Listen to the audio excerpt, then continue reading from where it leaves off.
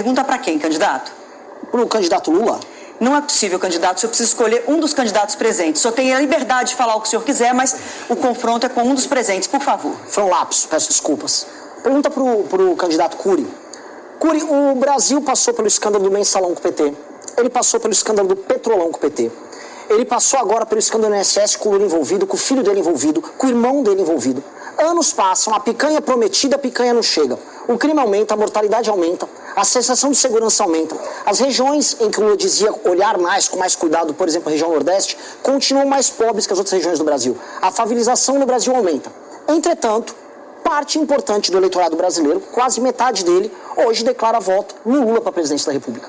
O senhor é um professor, o senhor trabalha com neurociência, com psicologia. Poderia me explicar a psique desse eleitor? Por que as pessoas continuam insistindo tanto no erro depois de tantos anos? Muito obrigado, Renan, pela pergunta. O Brasil está dramaticamente doente, polarizado, radicalizado. Vender uma ideia mentirosa de que nós estamos em dois barcos. Estamos num barco só. Nem de direita, nem de esquerda. O barco se chama Família Brasileira. Mais de 200 milhões de brasileiros. E 90% das dores não tem cor partidária. A dor da mulher, que a cada 5 ou 6 horas sofre o feminicídio. A dor de 32 milhões de neurodivergentes que não são abraçados de maneira multidisciplinar. A dor dos jovens, 6,7 milhões de jovens que nem trabalham e nem estudam. A dor do empreendedor, vem o tsunami da robótica e da inteligência artificial. E talvez não sobe pedra sobre pedra nos próximos 4 ou 5 anos. E o governo atual, tendo um coração social, é extremamente assistencialista. Por exemplo, o Bolsa Família. O Bolsa Família é um projeto importante, mas tem que ser ajustado. Papai e mamãe e 6 filhos moravam todos num quarto só. Nós sabemos o que é a dor da fome, sabemos a angústia. Eu sou aluno de escola pública, ensino fundamental, ensino médio e universidade. Eu sei a dor e a vida toda escutei a dor. Só que o Bolsa Família tem que ser ajustado. Quem assina a carteira não vai perder o benefício, pelo menos por um certo tempo. Quem faz uma MEI não vai perder o benefício, pelo menos por um certo tempo. Então o que ocorre, Renan, quando você gera um assistencialismo, parece que você está fazendo doação com o dinheiro do presidente. Mas é o dinheiro nosso, é o dinheiro dos impostos dos brasileiros. E essas pessoas do Bolsa Família têm que ser abraçadas, valorizadas, mas estimuladas a sonhar, aumentar a sua renda, porque eles têm direito de ter uma casa, direito de ter um carro, direito de ter qualidade de vida, direito de ter férias, direito de ter segurança para ter uma velhice mais adequada. Então, no cérebro humano, quando você gera uma série de assistencialismo, nós acabamos perdendo a veia, a coragem de lutar pelos nossos sonhos e transformar a vida, não um espetáculo de estresse, mas um espetáculo único e imperdível. 1 minuto, candidato Renan, para sua réplica. Agradeço a contribuição do Cury sobre o tema. O tema é muito importante. Eu não sou psicólogo, não sou especialista no tema, mas eu sou um brasileiro indignado que nos últimos 12 anos enfrentou a roubalheira desse canalha do Lula, desse cara aqui. Esse cara que não tem coragem de vir a público falar por que no governo dele as pessoas não estão conseguindo comer mais. Falar por que na porcaria do governo dele a insegurança pública está aumentando. Por que na porcaria do governo dele mais pessoas estão perdendo a esperança de empreender. Falar por que na porcaria do governo dele o Brasil se tornou um ser submisso na política internacional, tendo que pedir pinico para a China ou para os Estados Unidos na hora de fazer negócio. O que eu aviso para esse eleitor é dramático. Tirando um pedaço dele, que é aquele eleitor que está no Bolsa Família, que ainda acredita que o Lula é a única fonte de comida dele, de maneira errônea, o eleitor restante que apoia esse cara está sendo canalha. Canalha, está rifando o nosso futuro e eu não quero o voto dele. Obrigado. Candidato Augusto Cury, o senhor tem mais 1 minuto e 30. Olha, Renan, você tem um nível de agressividade que me assombra. Então as ideias pode ter fundamento, mas a agressividade, ela asfixia e a capacidade das pessoas terem as suas próprias opiniões. Nós estamos numa democracia, e a democracia, a beleza dela está na divergência. Você pode criticar as ideias de Lula, e são criticáveis, Mas você não pode criticar a pessoa, transformando ela numa escória humana, quase que um lixo, e nem mesmo eleitor de Lula. Sim, nós precisamos mudar esse país. Nós precisamos estimular as pessoas a serem autoras da sua própria história. No meu governo, pode ter certeza, eu vou financiar mais de 10 milhões de microempresas. Vou dividir o BNDES em 2. Um banco para grande empresa e um banco para pequena e microempresa. E em cada comunidade ou favela vai haver uma escola do empreendedor e também uma agência do empreendedor. Em cada escola pública também haverá uma agência do Banco do Empreendedor e uma escola do empreendedor. Assim nós vamos transformar a nação brasileira numa das nações mais empreendedoras do planeta, preparando esta nação para o tsunami da inteligência artificial e da robótica, e ninguém fala sobre isso. Obrigada, candidato. A próxima pergunta será do candidato Augusto Cury, necessariamente para o candidato Ronaldo Caiado. Por favor, só tem 1 minuto para a pergunta. Meu estimado amigo Ronaldo Caiado, meu colega médico, você sabe que se eu me tornar presidente, você que defende tanta segurança, eu vou criar um Ministério da Segurança, e você vai ser o xerife do Brasil. Você vai estar no meu governo. Mas eu quero falar aqui sobre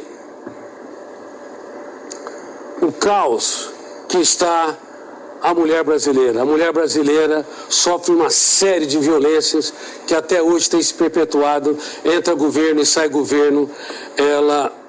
Essas violências não estão sendo solucionadas. Eu te pergunto, na tua visão, como estadista, como governador e também como médico, quais são as piores violências que as mulheres têm sofrido neste país? E eu quero saber também se você tem consciência, se elas pagam... Atenção ao tempo, candidato. Oh, desculpa. Já foi? Já foi. Então me perdoe. Por favor, candidato Caiado.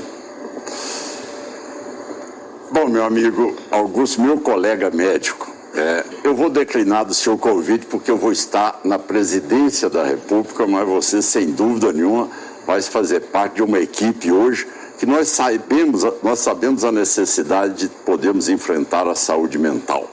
Mas dizer aqui que este fato todo que você acaba de colocar, ele realmente precisa de ser encarado por nós.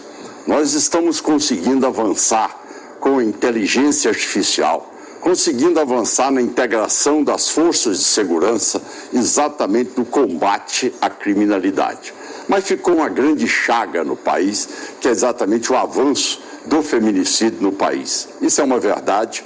As mulheres vêm sendo agredidas, muitas vezes num desrespeito completo que as pessoas têm por aquilo que é a mulher no seu dia a dia, sendo agredida, violentada pelo seu companheiro ou o seu marido. Isso nós precisamos de combater duramente, e pode saber que assim faremos.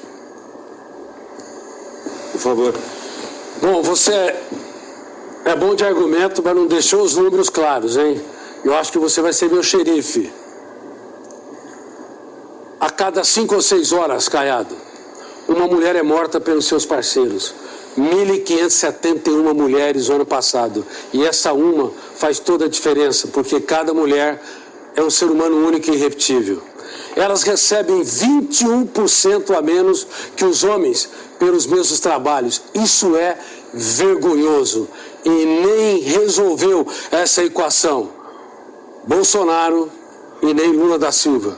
Eu quero dizer que o Brasil não pertence a 2 famílias. O Brasil pertence aos brasileiros.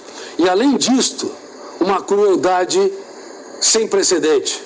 Elas pagam 4% a mais de juros por ano, embora sejam melhores pagadoras que os homens. Isso é uma crueldade. Portanto, Caiado, seu tempo. Bem, agora eu vou ensinar aqui para o Augusto como é que trata do assunto. Olha, quando eu cheguei no governo tinha aquela tese que dizia que briga de homem com mulher não se mete a colher. Em Goiás, meti algema, meti tornozeleira no covarde. A partir daí, eu coloquei todo um processo de botão do pânico, avancei dentro daquilo que seria o engajamento da nossa polícia com toda a área da inteligência artificial para poder acompanhar esses bandidos. E agora, na presidência da República, eu vou aumentar muito mais essa ação. Além de ter essa condição que nós vamos corrigir, porque, na verdade, colocam a responsabilidade só na segurança pública. Nós temos que agregar a ela também todos os segmentos da sociedade. Todos aqueles que realmente sabem que precisa de ser avisado a polícia antes. Aí buscar a Defensoria Pública, buscar cada vez mais o Ministério Público, trazer também o que nós sabemos que é fundamental, que é a participação das ONGs e também das entidades de classe de cada cidade.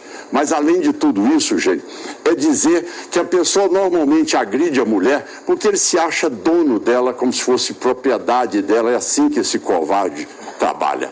E nesta hora eu vou apresentar sim ao Congresso Nacional, porque lá sei que serei em condições de aprovar isso, para que haja o confisco dos bens deste covarde. Além de ter uma pena ampliada de 20 a 40 anos, de acordo com o grau da violência, esse cidadão não terá o benefício da diminuição da pena antes de cumprir 90% dela. Em segundo lugar, ele terá, sim, aquilo que vai tirar dele aquela condição de se achar dono da família e a mulher a sua propriedade. E aí, ao confiscar os seus bens, transferindo para a família, caso ela caminhe para um processo e seja vítima do feminicídio, ou se não, se os filhos ali estão penalizados, tá certo? Ela terá toda essa transferência de todo o patrimônio. E assim nós vamos ver um fato que é uma penalização educativa para que esses covardes não voltem mais a atuar. E é dessa maneira que nós temos que respeitar as mulheres em nosso país, dar exemplo para essa chaga que ainda acontece no país diante de um fato de total omissão do atual governo. Omissão, e não garante a segurança das mulheres e nem de ninguém neste país, porque são coniventes com o crime organizado. Obrigada, candidato. Agora o senhor, Ronaldo Caiado, é o último a fazer a pergunta para a gente fechar essa rodada, e a sua pergunta necessariamente tem que ser para o candidato Renan Santos. 1 minuto para formular a pergunta, por favor. Bom, Renan, a pergunta que faço a você é em relação à área da educação que foi aqui comentada anteriormente. Nós estamos vendo a situação que o Brasil é um dos países que mais gasta na OCDE, e nós estamos vendo, infelizmente, um processo de analfabetos no 2º ano do ensino fundamental, um falso positivo no resultado no final do ensino médio, notas no Enem que deixam a desejar, e essa situação toda. O governo nunca assumiu uma discussão consistente para dar ao jovem brasileiro a capacidade de ser competitivo no cenário internacional e muito menos nas discussões internas aqui na formação desses jovens, com a melhoria também das alternativas da metodologia de ensino no país. Qual a sua ideia? Obrigado pela pergunta, governador. Vamos lá. Há no Brasil uma sabotagem ao ensino fundamental. Crianças não estão sendo mais alfabetizadas com o método tradicional, com o método fônico. 2, quando eu falo do professor, o professor perdeu a autoridade dentro da sala de aula. Um aluno vai, levanta a voz contra o professor e o professor não dispõe de autoridade. 3, por mais que o Brasil